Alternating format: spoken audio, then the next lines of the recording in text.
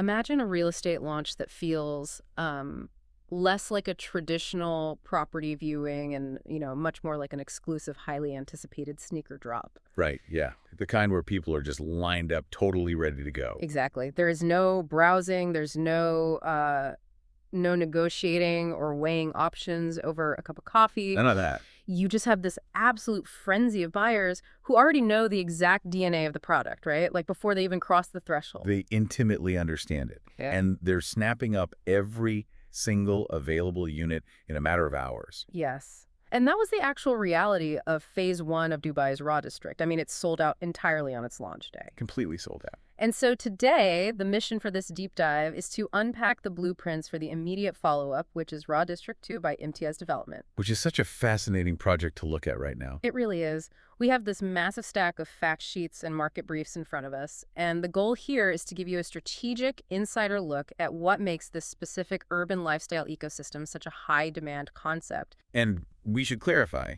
we aren't here to pitch you a product. No, not at all. We are here to conduct a dynamic analysis of a project that is fundamentally redefining how entrepreneurs, founders, and creatives choose to live and build in this city. That intensity you just described regarding the launch, that is the crucial starting point for analyzing this whole phenomenon. It sets the tone for everything else. Exactly. When you evaluate real estate at a high level, you have to look past the concrete and the glass.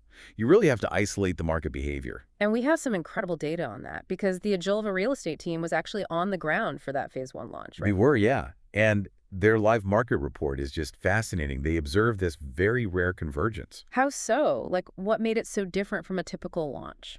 Well, typically, property buyers deliberate. They take their time. But the Agilova consultants witnessed an environment of intense, competitive execution. Oh, wow. So it wasn't just a casual open house. Not even close. It wasn't a slow phased release where, inventory trickled out to test the waters. Right. The market demand met a highly unique, deeply understood concept. And that demographic acted with immediate, decisive action. Reading through the Agilova team's notes, you really get a sense of the psychological profile of these buyers. Oh, totally. It's a community that instantly recognized its own tribe, I think. Phase 1 gave this very specific demographic, the makers, the disruptors, the creatives. It gave them a place to live. And it validated the developer's vision aggressively? Aggressively, yes. So phase 2 naturally steps in to expand that footprint. Mm-hmm. If phase 1 gave the district a place to live, well, Raw District 2 gives it a place to build. It's the next logical step in the ecosystem. Right. But let's get into the mechanics of this. What exactly is the structural intent of Imtiaz Development here? Like, why is the market responding with such speed and conviction? The response is really driven by the fact that Imtiaz is operating under a completely different philosophy than most developers on Sheikh Zayed Road. How do you mean? Well, they have stated very clearly that they are not in the amenity business. They're in the transformation business. The transformation business. Okay, I like that phrasing. Right. Raw District 2 is engineered specifically as an urban lifestyle ecosystem. Every single space is designed to act as an active catalyst for collaboration. Collaboration between who, exactly? Between founders, filmmakers, designers, young professionals. They aren't just throwing up a residential tower or a standard commercial block. They are building an infrastructure for life. Okay, let's unpack this infrastructure for life, because looking at the list of spaces in these briefs, I mean, it is extensive. It's massively comprehensive. Yeah, we're looking at the design lab, which is dedicated entirely to 3D printing and prototyping. You have the studio featuring broadcast-ready podcast and media rooms. Which is huge for modern creatives. Right. And then there are zero-gravity nap pods, a 6 a.m. coffee club, and something called the District Table, which is this massive communal dining space with integrated delis. Yeah, and the District Table is actually the perfect embodiment of their spatial programming. How so? It's designed intentionally so that a casual lunch break can, seamlessly transition into a deep brainstorming session. So it's not just a cafeteria. Exactly. It ultimately becomes the afternoon's best idea. None of these spaces exist in isolation just to check a box on a marketing brochure. They actually interact with each other. Yes. The lab feeds the studio. The forum challenges the stage. It is a closed-loop system of productivity and culture that allows a creative professional to move from ideation to execution without ever leaving the building. Wait. I need to stop you there and push back a bit on behalf of you, the listener. Sure, go ahead. Because we are consultants and we see developers promise these lifestyle ecosystems all the time. Oh, constantly. And they often end up being like an empty games room or a sterile co-working desk where everyone is just wearing headphones and ignoring each other. Right, a totally dead space. Yeah. But beyond that, you're telling me they put a noisy 3D printing design lab, Precisely. The spatial programming removes the friction from the creative process. Let's walk through a hypothetical morning for a resident, just to visualize it. Let's do it. You start at the 6 a.m. coffee club, where you have a conversation with another founder. You have a breakthrough idea. A spark of inspiration. Right. And instead of scheduling a meeting across town for next week, you immediately walk over to the design lab to mock up a prototype of that idea. Right then and there. Exactly. And an hour later, you step into the studio to record a media broadcast explaining your new concept to your investors. That is incredibly efficient. You never have to work alone unless you choose to, and the environment flexes to provide both that collaborative energy and the isolated silence required to actually ship a product. That makes a lot of sense when you break down the mechanics of the flow like that. It's all about reducing friction. But, if you are engineering this kind of high-octane, collision-heavy work environment, you run the risk of total burnout. Yes, absolutely. Yeah. I mean, you can't sustain a 16-hour creative sprint in a vacuum. The ecosystem needs an escape valve. It needs to be plugged into the right grid to survive. It has to have context within the wider city. Exactly. So let's talk about the map and how the geography of Jebel Ali provides that release. Well, the geography here is a massive demand signal in itself. Raw District 2 sits directly on Sheikh Zayed Road, Which is huge. specifically within the Jebel Ali corridor. And this is a strategic anchor. If you are a founder or an entrepreneur, your time is your most heavily taxed asset. You cannot afford a disjointed commute. You just can't. No.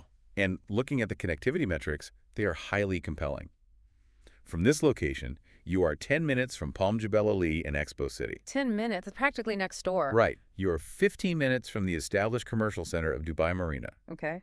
And crucially, you are just 25 minutes from Al Maktoum International Airport, which, as we know, is actively expanding right now to become the world's largest aviation hub. It's a massive project. But, to understand the importance of that map, we really have to recognize what we call a gravity shift in Dubai's infrastructure. That's the perfect term for it, a gravity shift. Right. To put it simply for you, anyone analyzing the broader city layout, the economic center of Dubai is physically stretching south. It's moving down the coastline. Exactly. And Raw District 2 places you exactly at the edge of what is about to define Dubai's next major economic chapter. You retain immediate access to the current power centers, like Dubai Marina and the Jebel Ali Free Zone. But your asset is positioned perfectly in the path of the future growth vector, heading directly toward Expo City and Al Maktoum. It's a highly strategic entry. But living directly on Sheikh Zayed Road, which is Dubai's main high-speed, multi-lane artery, that usually comes with a pretty severe trade-off, doesn't it? It definitely can, yes. Because you get the connectivity, but you sacrifice tranquility. You get all the noise, the concrete, the sheer friction of the city. The sensory overload. Right. And we just talked about preventing burnout. So how does Raw District 2 mitigate the sheer intensity of its own address? They mitigate it through a massive 80,000 square foot intervention called Flame Tree Park. Flame Tree Park. Yes, and this park fronts the entire district. It serves as an extended outdoor amenity, but its primary function is to create a metro station through a park experience for the residents. I absolutely love this concept. Let's visualize this for you. It's a great visual. Instead of stepping out of your building and immediately confronting, the glaring concrete, the heat, and the traffic of Sheikh Zayed Road to get to the metro. Which is the usual experience. Yeah, usually you're just hit with a wall of noise. But here, your daily commute starts by walking out into an 80,000 square foot canopy of red flame trees. You have this shaded, visually calming, natural environment. Exactly. You walk through that before you ever even reach the train. It changes the entire psychological transition of your morning. It has to, right? Absolutely. It provides the necessary calm required to sustain a high-intensity professional life. We talked about an escape valve earlier. Well, Flame Tree Park is the physical manifestation of that. It's like the developer built a massive set of architectural noise-canceling headphones for the entire community. I love that analogy. Noise-canceling headphones. Yeah, it buffers the high-speed energy of the highway. It filters out the noise and the stress, giving you this elevated, tranquil quality of life. But, it doesn't unplug you from the device. Right, you're still connected. You still have instant, total access to the city's main corridor the second you step onto the train. That is a highly accurate way to look at it. It allows the resident to stay hyper-connected, yet completely in control of their sensory environment. Okay, so we have established the macro-level escape valve with the park. Right. But what about the micro level? Like, when you actually close your front door, what are you stepping into? That's where it gets really interesting. Let's break down the actual product mix and the offering, because understanding how a buyer structurally enters this market is where the real consultation begins. Well, the product mix is diverse by necessity because it has to support a complete functioning ecosystem. So what are we looking at? On the commercial side, you have retail works starting at 2.9 million AED. You have modular office spaces starting at 1.38 million AED. Modular offices. Yes, and these are specifically designed to flex and expand physically as a tenant's business scales. Oh, that's smart. Very smart. And then you have the residential units, which form the core of the community. Let's focus on those residential units for a second. The studios, the 1-bedrooms, 2-bedrooms, and 3-bedrooms. The residential aspect is crucial. Because looking at the design fact sheets, Imtiaz is not just handing over empty white boxes waiting for you to hire a decorator and spend another 100,000 dirhams. Definitely not. These are fully furnished, and they lean heavily into a minimal, highly functional aesthetic. The developer's philosophy inside the units is function and absolute clarity. Function and clarity. Right. They feature open kitchens, integrated top-tier appliances, and really robust smart home technology. But there's a detail that stands out most significantly in the technical briefs, and it ties back to your earlier point about noise. Yes, the acoustic detailing. Exactly. The acoustic conscious detailing within the private residences. It is a massive value add. It really is. We discussed the noise-canceling effect of the park, but this brings it right into your living room. Right. Because if you are building a communal ecosystem designed for high-energy collaboration and unscripted flow in the hallways and lobbies, The private spaces have to be different. the private residences must act as absolute sanctuaries. They need to be quiet, effortless spaces where a founder can completely decompress without hearing, the 6 a.m. coffee club downstairs. Exactly. You need to be able to shut the world out. So let's look at the market entry data now, the actual pricing required to position yourself in this project. Because this isn't just a list of numbers, there is a distinct strategy here. The starting price points are highly strategic for this specific corridor. Let's run through them. Studios are starting from 666,000 AED. The 1-bedrooms start from 949,000 AED. Okay. The 2-bedrooms enter at 1.55 million AED. And the 3-bedrooms at 1.90 million AED.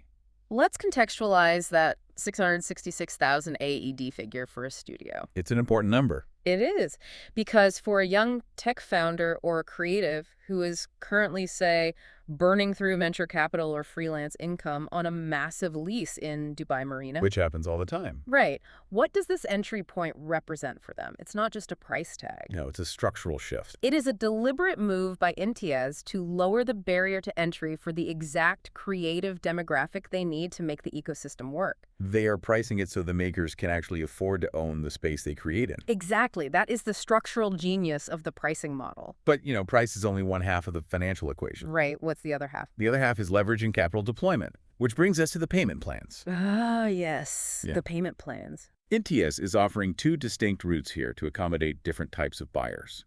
The first is a fairly straightforward 50-50 plan. Okay, how does that work? You pay 50% structured in installments across the construction phase, and the remaining 50% is due upon completion and handover, which is slated for early to mid-2029.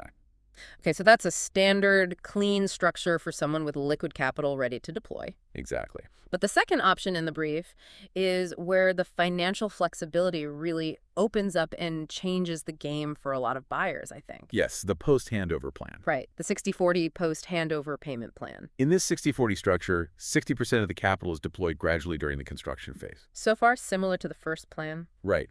But the critical difference is that the remaining 40% is spread over 3 years after you receive the keys. After handover. Yes.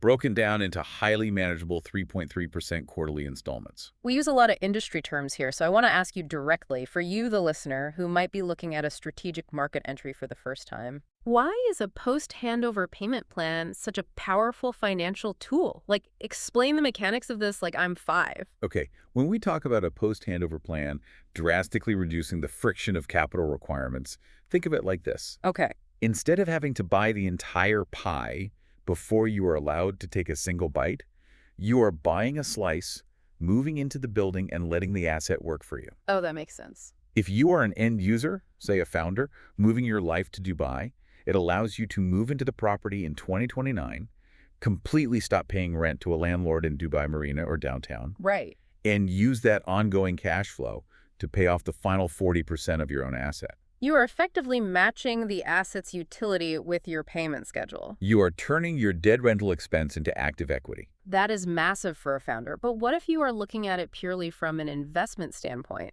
How does that 60-40 split change the math? For an investor, it provides incredible financial comfort and optimizes your return on equity.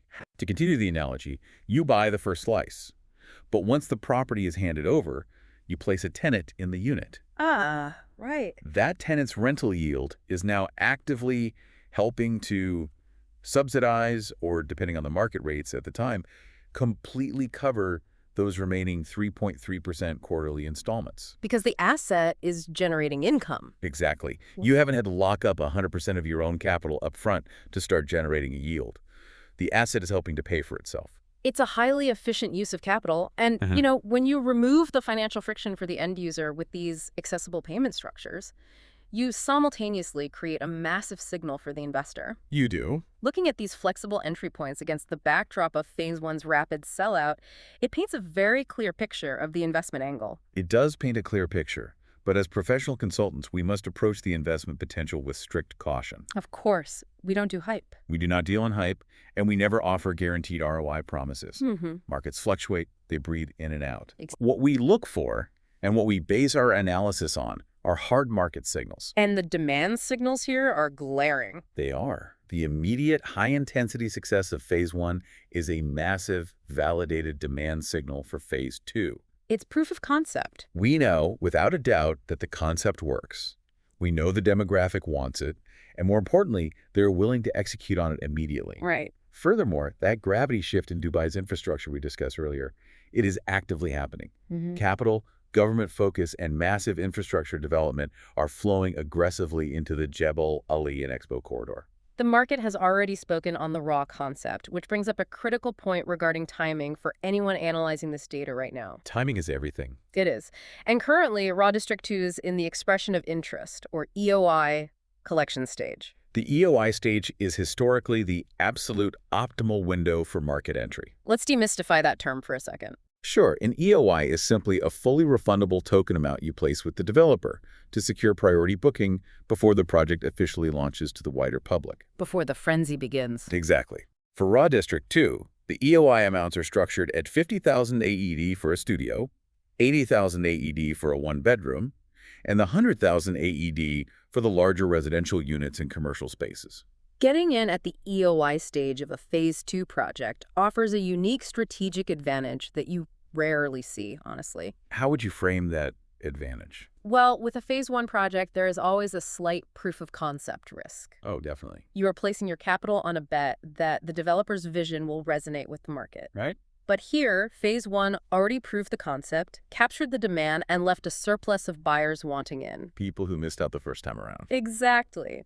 By entering Phase 2 at the EOI stage, you are stepping into a momentum that is already fully validated. You're riding that wave. You are securing your asset at the foundational price point before the broader market can drive up competition on launch day.